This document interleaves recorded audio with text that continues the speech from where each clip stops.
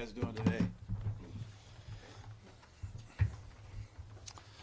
I don't have an official update on the injuries yet. I'll have to let you know on that here later today or tomorrow. But we have a number of guys in the training room that are sore. Obviously very disappointed in the outcome of the game. Proud of our guys for the effort that they gave. There were some really good individual efforts. Jared Cook, among others. I thought Jalen Richard came off the bench, made some great plays. Marshawn had a great touchdown run. Credit the Rams. They're a good football team. We have areas that we have to improve, and that's obvious. I'll answer any questions I can. What does Carl Joseph need to do to get on the field more? Well, he's going to get on the field more. It's just a matter of time. It's our first game. I don't want to read too much into it. The Rams are a diverse, complex offense. We chose to go with a unit that we felt gave us the best chance. But you'll see more and more Carl here in the coming weeks.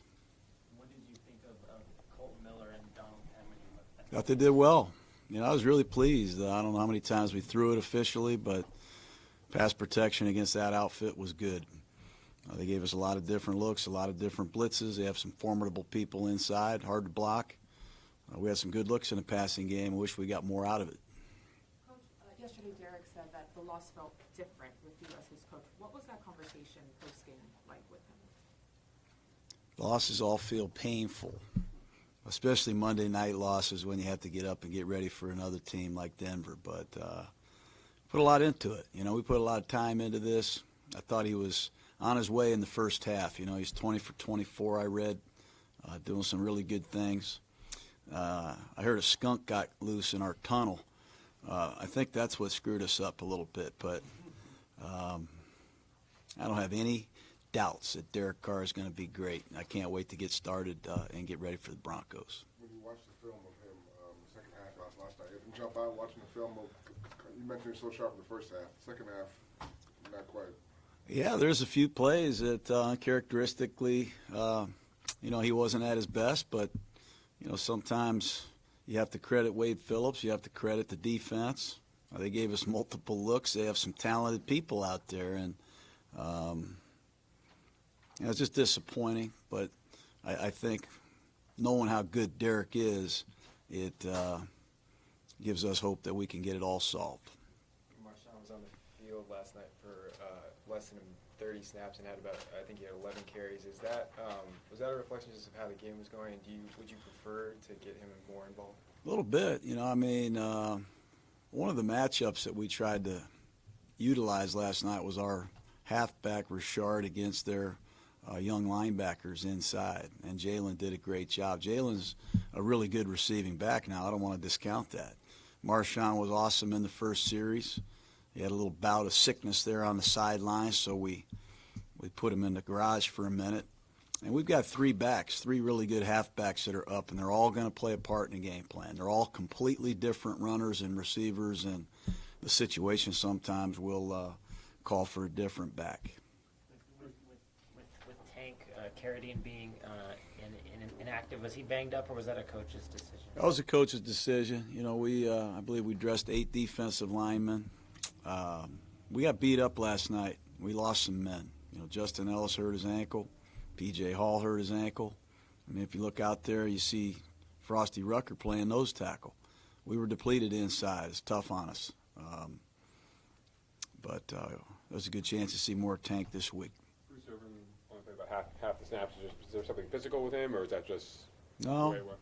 We're again, it was our first game, and hopefully you'll see a little bit more Bruce this week. But trying to keep him fresh, trying to keep him in positions that do what he does best. There was a few instances last night. The Marshawn touchdown, I think Cook caught a ball behind it, wasn't quite to the stake, and he just fought his way past it. There was one, I think Seth Roberts did one too. Was that kind of the effort you were looking at in terms of? I was excited. I was really proud of our guys. Jared Cook, he was awesome last night. He made some tremendous plays. He really did. He's been that way since I've been here. He's really playing good football for us. Seth Roberts, it's really the first time I got to see Seth for a prolonged period of time. I'm excited about some of the things that he did. And those are great individual efforts that you're proud of. It's just too bad they went for naught in a tough loss. You look at the film, were there plays to be made on the outside to the receivers, or were those guys? Yeah, a couple times. There were a couple times. We had a big play that Amari called back. We had 100 yards of penalties in the first half. But, yeah, there were some opportunities to get the ball to Amari, certainly. And, again, a big part of that game plan last night was Jared Cook against their safety and our halfback against their linebackers. That's the way their coverage was played, and those are the matchups that we really primarily targeted. But we did have some opportunities to get our wide receivers involved. What do you think about your cornerbacks play? You know, I thought Gary Conley, for the first time playing football in a long time, I thought he did some really good things. I was pleased. And obviously Melvin, the PI, the PIs are not good. We've got to play the ball in flight better. And we got to make sure we get him some help over the top in some of those situations. But it's still a work in progress. I thought Leon Hall did a really good job as our nickel. Made some really good competitive plays, physical tackles against a great back. But we have to improve. There's no question. Peyton Manning told us during training camp that your standard line to him was, "I haven't lost a game in 10 years," and he would say, "Yeah, but you haven't won one either." Yeah. But does the loss feel the same? Yeah, they feel the same. It stinks. You know, it's not very fun. But we have work to do. It's obvious. We got work to do. And we're going to build this football team back, and it might not happen tonight, but we're going to keep laying bricks. We got a great group of guys, and we'll get ready for the next battle.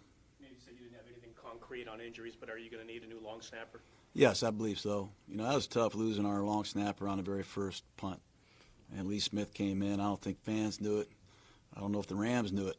But he fired it back there fairly accurately and let us execute. So credit to Lee Smith. But Also said John Townsend, too, that he's had a left-footed kicker, a right-footed kicker. Mike Nugent comes in. He's had multiple long snappers. yeah, it says a lot about Townsend. You know, I thought he handled the adversity pretty good for a rookie player on Monday Night Football. I thought he did some good things. Is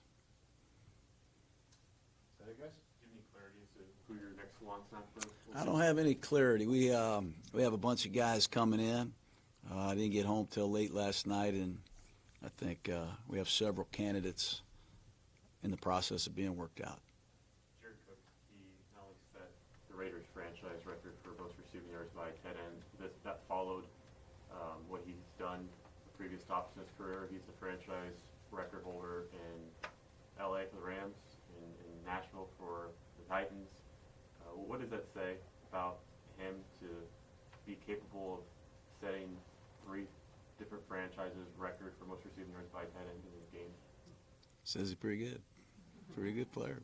You know, I just like the way he works, competes. You know, I think the thing that was missed in the statistics, I don't get caught up in all the yards and fantasy stuff, honestly, but the way he competed for every one of those yards, running through tackles, you know, diving for another foot, diving for another yard. That's what I love about him. Coach, diving a little deeper into the rookies on defense, Arden T, P.J. Hall, Maurice Hurst, what do you see now after watching them in week 1 that they should really focus on leading up to the Broncos? They keep getting better. That was their first game. You know, they played a lot of football. I think we talked about Hurst and we talked about Hall coming in here being very good inside pass rushers. Last night, they had to defend a run probably more than they had expected when Justin got hurt particularly. But they got to keep improving. They got to keep improving. They got to keep seeing schemes, keeping their pad level down, using their hands better, just improving. And we got to get Arden Key some better looks. You know, when they run all those jet sweeps, there's a lot of eye candy out there. It's tough. It gets your eyes off your initial role, which is to rush the passer. There was a lot of play action last night. It's hard when you're faking the ball to Todd Gurley to cut loose a rush. So we got to keep getting them some looks. All 3 of those guys got to roll their fist up, keep fighting. It's going to be a tough year, as it is for every rookie. What was the process just throughout the week to identify who your gunner would be opposite Dwayne Harris, and how did Hatcher ultimately take that job? Well, it's just been what we've done on the practice field. You know, we have only so many candidates that can serve that role now. We had a number of candidates available in the preseason. Right now, when you put your inactives down, you've only got a select group to choose from. So Hatcher got the first run at it last night. We'll see what happens this week. Brandon McMillan just not. Not quite ready. He's only been here 4 or 5 days. Edgar Bennett's a good coach, but it's tough to cram all of that stuff that he has to know, backing up Jordy, backing up Amari, going in as the third for Seth. A little too soon for him. He has upside. Hopefully we can get him up here soon. We saw DRC come in for a couple different series at corner. Is he going to be possibly pushing some of those guys who are in starting roles? Yeah, I think so. I think he is. He's another guy that we signed late. He may have had a pick six, but the ball was batted down. He had a couple really good tackles. He broke on the ball well. Got a real big history in this league. He's had a lot of production in a lot of different cities and for different defenses. And I think he's picking up the system, and he's going to earn the right to be on the field more if he continues to pick it up. What did you see on that third interception?